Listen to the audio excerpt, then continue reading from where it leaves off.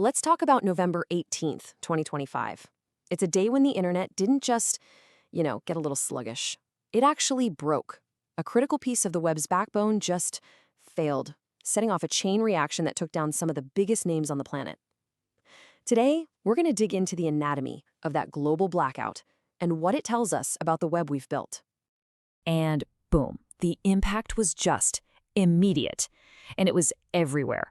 One minute you're getting help from an AI, the next you're completely locked out.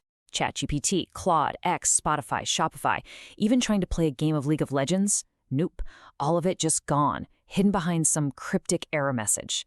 The scale was absolutely massive, hitting pretty much every corner of our digital lives. So what on earth was going on? How could so much of the web just disappear? Well, the answer, it turns out, all comes down to one company, Cloudflare. I mean, look at this number. We're talking about 20.3% of all websites that rely on Cloudflare for things like security and making sure pages load fast. They're like this invisible layer that quietly powers a huge chunk of the internet. And on November 18th, that invisible layer suddenly became a very, very visible brick wall. Okay, so how does a totally normal day, with just some routine maintenance, turn into a global emergency? Let's walk through exactly what happened. So it all started pretty quietly, right? Just some scheduled maintenance happening in a couple of major data centers. But then, at 11:20 UTC, the system flags a weird spike in traffic. That was the first sign something was wrong. By 11:48, the alarms are blaring. Cloudflare officially acknowledges the problem, but, and this is the real kicker, their own dashboard, the tool their customers use to manage their services, that failed too. It took them until after 1 in the afternoon to get to the root cause and fix it, leaving the web essentially broken for hours.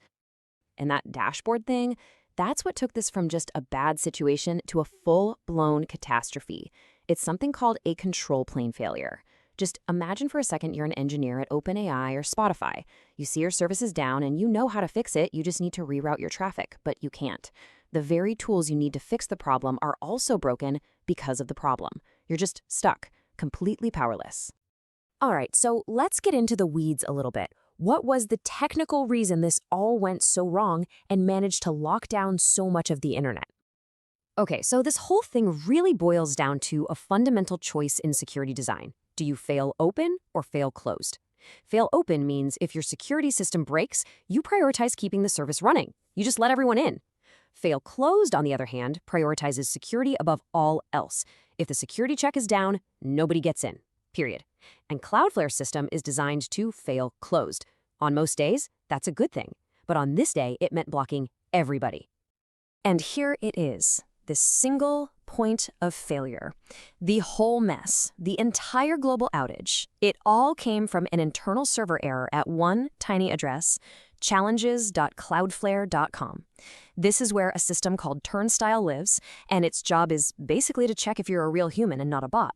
When that one little service went down, the whole fail-closed system kicked in, and the gatekeeper basically locked the front door and refused to open it for anyone. So the gatekeeper locked the door and threw away the key. Now let's look at the dominoes that started to fall industry by industry. Generative AI was pretty much ground zero for this whole disaster. Now, why them specifically? Well, it's because these companies are huge targets for bots. So they have their security cranked up to the max. That means they are totally dependent on that turnstile check to weed out bad traffic. So when the check failed, their front door didn't just get blocked, it was sealed shut.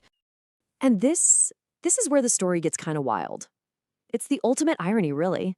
As millions of us were realizing our favorite apps and websites were dead, what did we all do? We rushed to one place to see what was going on. DownDetector.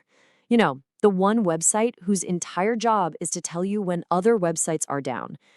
Well, you can probably guess what happened. Yep, it went down too. It was showing the exact same error as everything else. This moment perfectly captured the problem. Analysts later called it an information vacuum.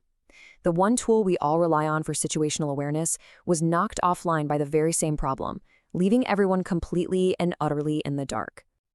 So if we take a step back, you realize this wasn't just some technical glitch. No, this was a symptom of something much, much bigger. The fact that the internet's most critical infrastructure has become dangerously centralized. I mean, just look at these numbers. Cloudflare has more than 81% of this specific market. When one single company has that much influence over how the internet works, it stops being a resilient, decentralized network. Instead, it starts to look like a system with one giant single point of failure. It's what you call an infrastructure monoculture. And if that one crop fails, well, everything fails with it. And let's be super clear here. This is not just a Cloudflare problem. The other giants have their own critical choke points. Think about it. An AWS failure can wipe out huge amounts of the internet's computing power. An Azure outage could cripple the systems millions of businesses use to log in every day.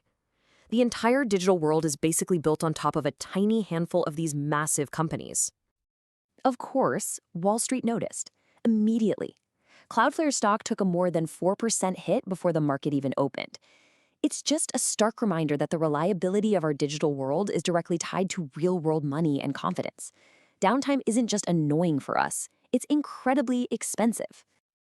In a way, this whole outage was a massive stress test for the internet. And you could argue it failed. So what now?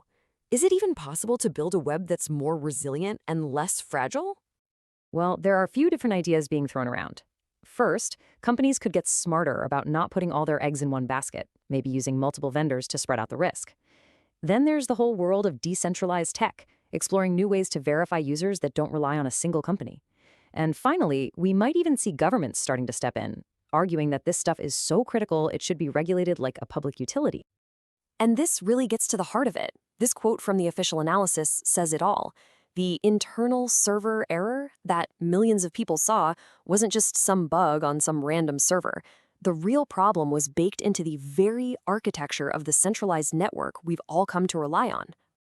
And that leaves all of us with a really big, kind of scary question to think about. In our race for a faster, safer, more convenient internet, have we accidentally built one that has a single off switch? The events of that day in November strongly suggest the answer might just be yes.